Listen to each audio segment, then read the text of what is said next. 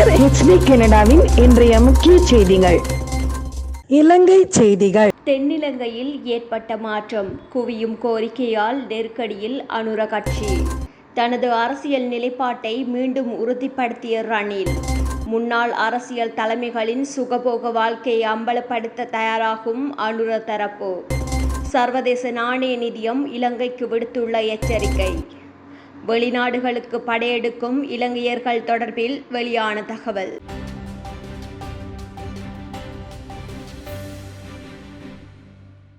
எதிர்வரும் பொதுத் தேர்தலில் தம்மை வேட்பாளர்களாக முன்னிறுத்துமாறு தேசிய மக்கள் சக்தி கட்சியிடம் அதிகளவானோர் கோரிக்கை விடுத்துள்ளதாக தெரிவிக்கப்படுகின்றது.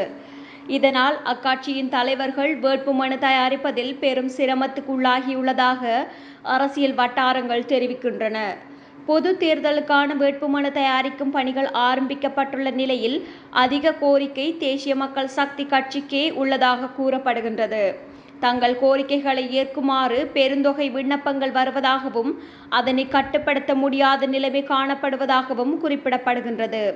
இதேவேளை கடந்த ஜனாதிபதி தேர்தலில் தேசிய மக்கள் சக்தி கட்சிக்கு உதவிய நிபுணர்கள், ஆய்வாளர்கள் உள்ளிட்ட பலரது கோரிக்கைகளும் கிடைத்து வருவதாக தெரிவிக்கப்படுகின்றது. ஐக்கிய தேசிய கட்சி தலைமையிலான கூட்டணிக்கு தாம் தலைமைத்துவம் வழங்கிய போதிலும் பொது தேர்தலில் போட்டியிடப் போவதில்லை என ரணில் விக்ரமசிங்க தெரிவித்துள்ளார். கடந்த ஜனாதிபதி தேர்தலில் ஏற்பட்ட தோல்வியை அடுத்து ரணில் விக்ரமசிங்க இந்த தீர்மானத்தை மேற்கொண்டுள்ளார். எனினும் ஐக்கிய தேசிய கட்சியின் தலைமையில் உருவாக்கப்பட்டுள்ள புதிய கூட்டணிக்கு ரணில் விக்ரமசிங்க தலைமை தாங்கவுள்ளார். 9வது ஜனாதிபதி தேர்தலில் ரணில் விக்ரமசிங்கவுக்கு ஆதரவளித்த கட்சிகள் மற்றும் அமைப்புகளை இணைத்து கூட்டணி ஒன்று உருவாக்கப்பட்டுள்ளது.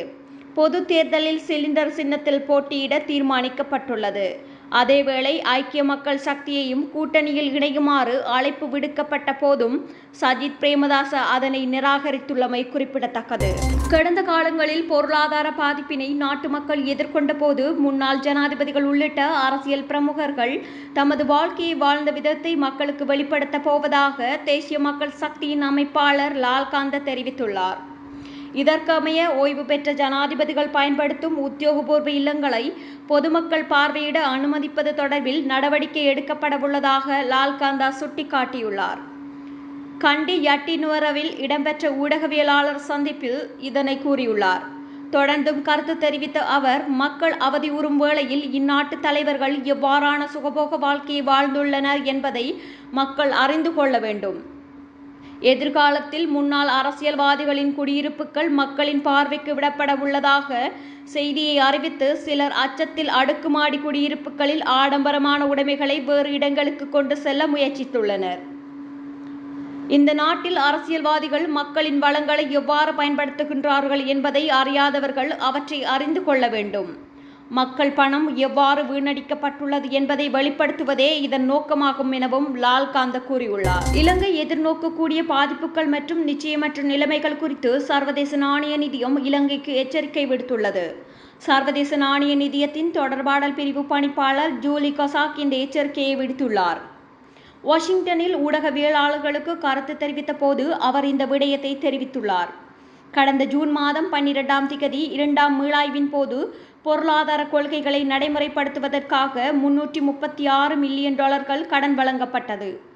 பணவீக்கத்தை குறைத்தல், பொருளாதார வளர்ச்சியை ஏற்படுத்தல், கையிருப்புகளை அதிகரித்தல், வருமானத்தை அதிகரித்தல் போன்ற பொருளாதார மேம்பாட்டு திட்டங்கள் வெற்றிகரமாக முன்னெடுக்கப்பட்டு வருகின்றன.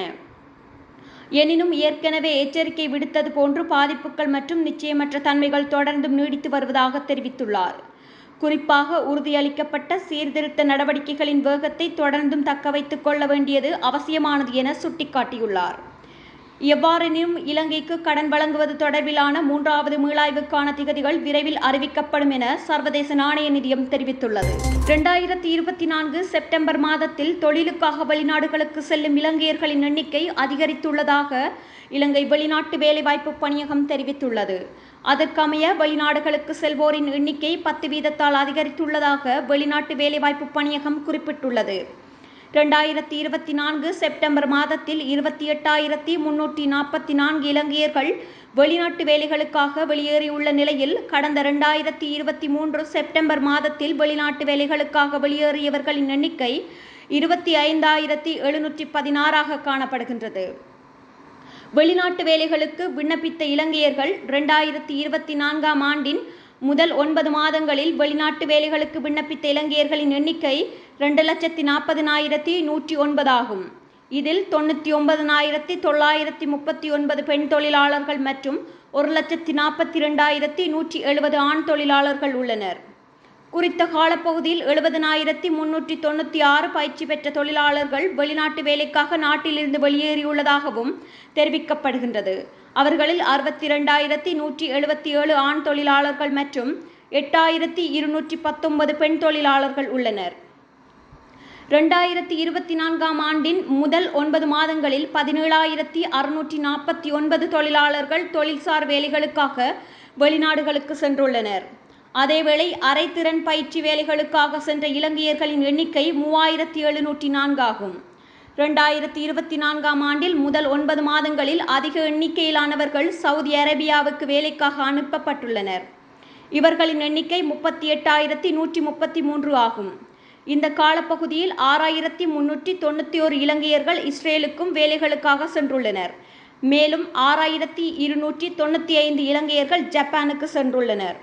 மேலும் 5,870 பேர் தென்கொரியாவிற்கும் 5,677 பேர் குவைத்தை நோக்கியும் 3,995 பேர் ஐக்கிய அரபு அமீரகத்துக்கும் பணி நிமித்தமாக சென்றுள்ளமை குறிப்பிடத்தக்கது.